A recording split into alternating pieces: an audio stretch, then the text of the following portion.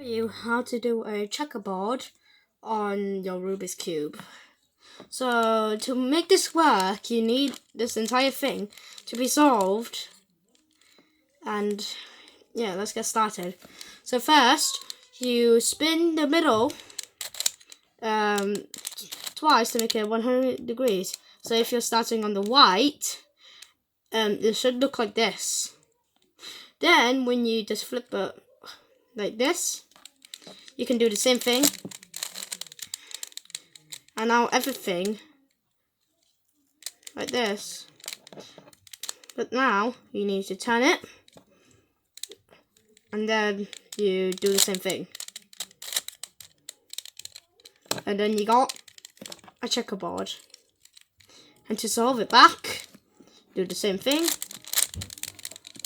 Then you got it solved.